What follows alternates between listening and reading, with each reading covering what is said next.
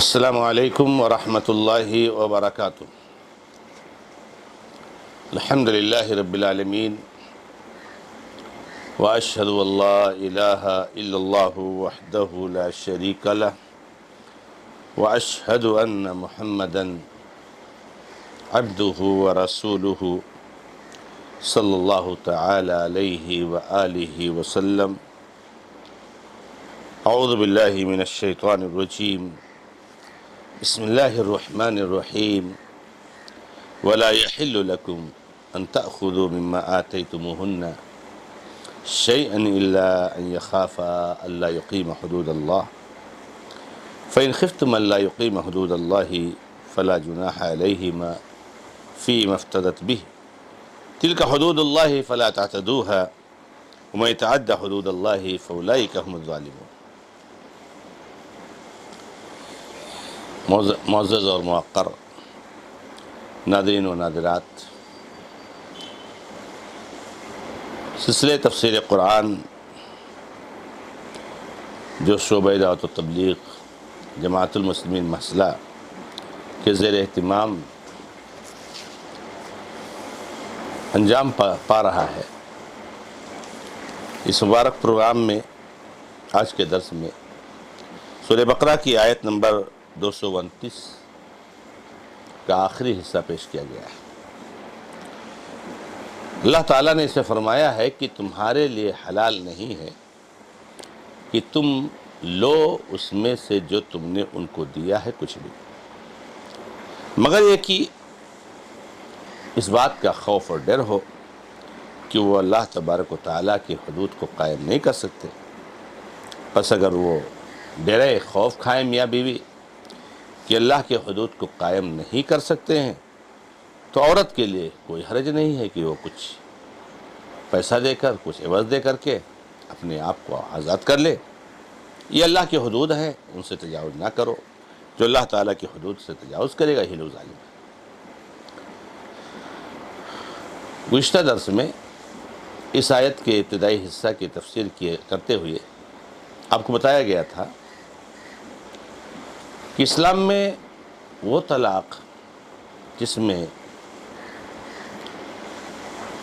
رجوع کرنے کا حق ہے وہ دو ہی ہے، جس سے زمانے جاہلیت کے اس ظلم کا خاتمہ ہوا کہ زندگی میں 100 بار طلاق دو اور 100 بار رجوع وہ ختم ہو گیا، اور اسی سے اس چیز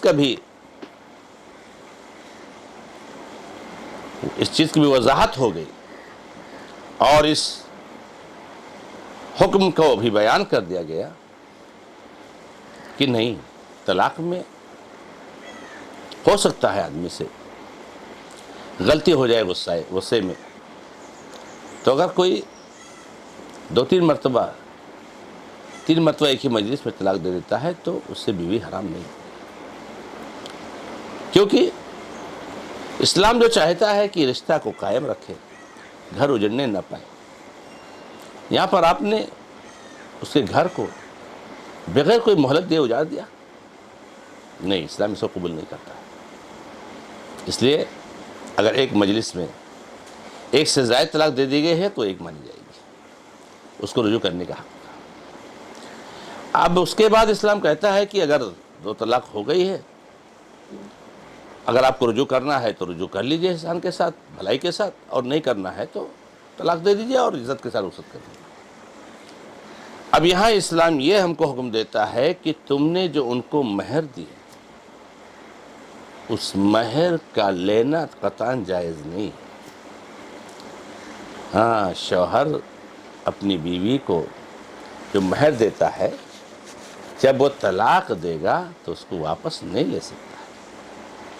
یہ نہ سوچے کہ میں نے بہت قیمتی سامان دیا ہے، میں نے بہت زیادہ دیا ہے، میں نے گولڈ دیا ہے، اب یہ جا رہی ہے، میرا اس سے کوئی رشتہ نہیں ہوگا، میں کیوں اس کے پاس اپنی چیز رکھوں؟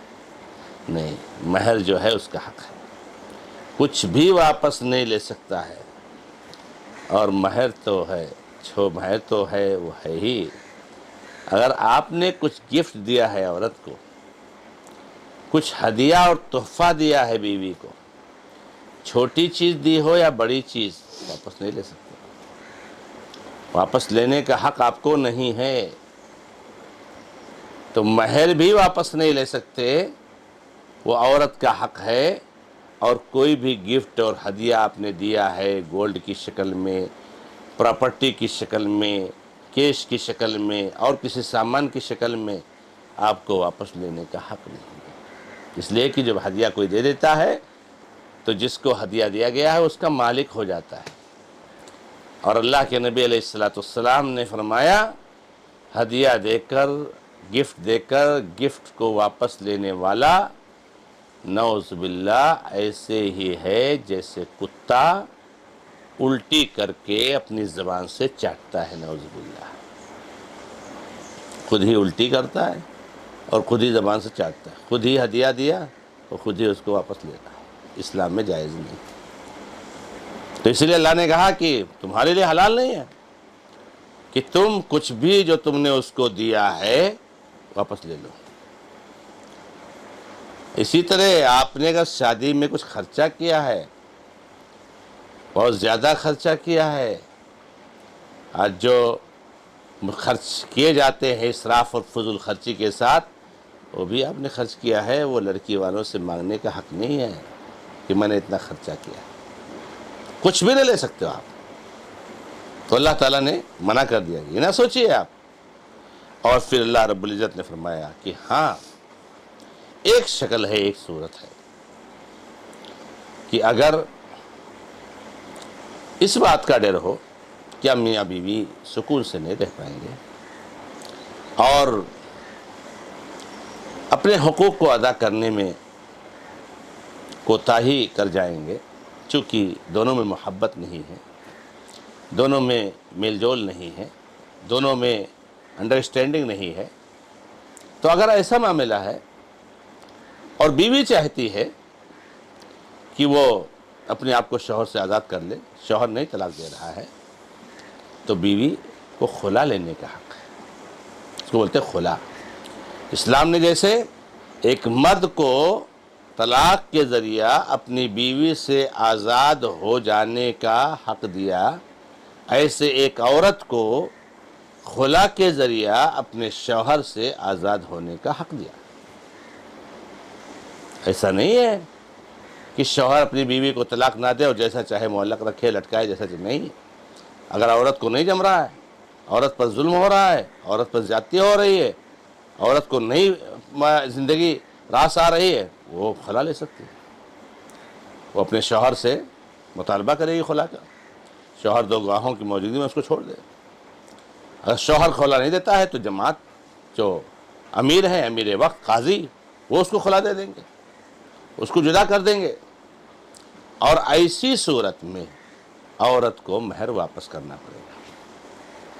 جب عورت خلا لے گی تو اس کو مہر واپس کرنا پڑے گا. شوہر طلاق دے گا، اس کو کچھ نہیں ملے گا، عورت کو ملے گا. بیوی خلا لے گی، اس کو کچھ نہیں ملے گا، شوہر کو ملے گا. یعنی وہ مہر اس کو واپس ہو جائے گی. سبحان اللہ، کیا قانون ہے اسلام کا.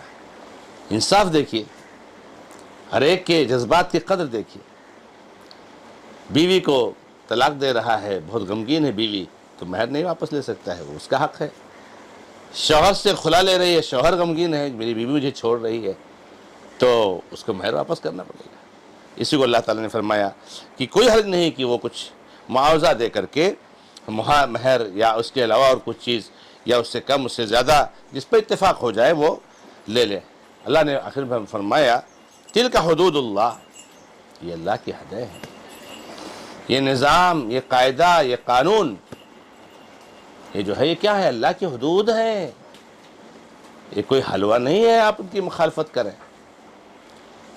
یہ نظام ایسے نہیں ہے کہ آپ ان کو جس طریقے سے چاہے بگاڑیں. آج اللہ نے آپ کو زندگی دی ہے، آپ کو طاقت دی ہے، آپ مس یوز کر سکتے ہیں، لیکن یاد رکھیے اس دن کو واتقوا یوما ترجعون فیہ الی اللہ. اس دن کو ہمیشہ یاد رکھو جس میں اللہ کی طرف لوٹائے جاؤ گے. اللہ ایک ایک سوال کرے گا، ایک ایک لمحے کا حساب لے گا، ایک ایک ظلم کا بدلہ دلائے گا. یہ اللہ تعالیٰ کی حدود ہے. اگر حد سے تجاوز کرو گے ظالم ہو جاؤ گے. اور اللہ نے منع کیا، مہر واپس نہیں لے سکتے طلاق دینے میں، اگر آپ لوگ ظلم اور زیادتی کرتے زبردستی کرتے اللہ کیا حساب دینا پڑے گا. بیوی خلا لے رہی ہے, اللہ رب العزت نے کہا کہ تم کو مہر واپس کرنی پڑے گی یا کچھ معاوضہ دینا پڑے گا. نہیں, زبردستی وہ کسی طاقت کا سہارا لے کر کے اگر نہیں دیتی ہے, وہ ظلم کر رہے, اللہ تعالیٰ کا حساب دینا پڑے گا. ہاں, اللہ رب العزت کی حدود ہیں, یہ حدیں ہیں, یہ ہمارے لیے حدیں, یہ نظام ہے, یہ قانون ہے, یہ لا ہے, یہ ہمارے لیے دفعات ہیں. ہم ان سے آگے نہیں جا سکتے, اس سے ہٹ کر نہیں فیصلہ کر سکتے. تلک حدود اللہ فلا تعتدوها, دیکھو حد سے تجاوز نہ کرو. اللہ جتنا حق دیا ہے اتنا لو. طلاق دینے میں, مہر لینے نہ لینے میں, رجوع کرنے میں, یہ سب جو حدود بیان کی گئی ہیں یہ اللہ تعالیٰ کے قانون ہے. اس کی پابندی کرنا, اس پاسداری کرنا ضروری ہے. آج اللہ تعالیٰ نے آپ کو موقع دیا ہے, اللہ تعالیٰ کل سوال کرنے والا ہے. اللہ رب العزت نے فرمایا کہ جو اللہ تبارک و تعالیٰ کی حدود کی مخالفت کرے گا تو یہی وہ لوگ ظالم ہیں, یہی ظالم ہیں. وَمَا لِلظَّالِمِينَ مِنْ أَنصَارٍ, ظالموں کا کوئی مددگار نہیں ہوگا.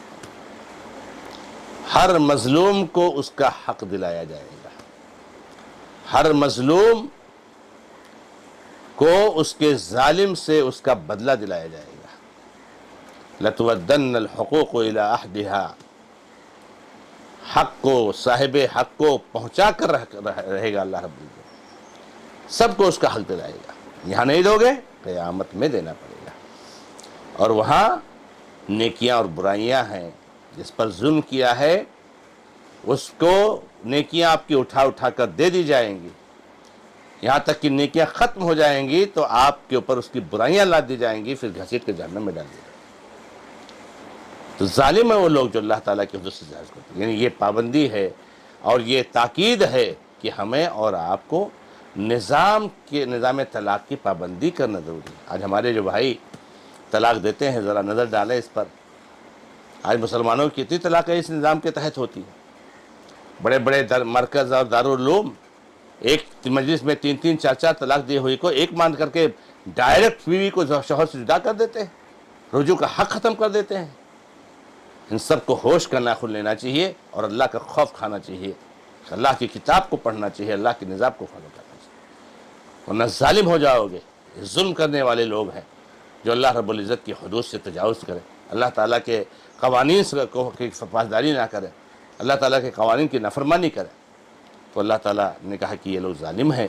اللہ رب العزت سے دعا ہے کہ رب العزت ہمیں اور آپ کو ظلم سے بچائے اور ہمیں نظام طلاق جو قرآن نے بیان کیا اس کی پابندی کرنے کی توفیق عطا فرمائے.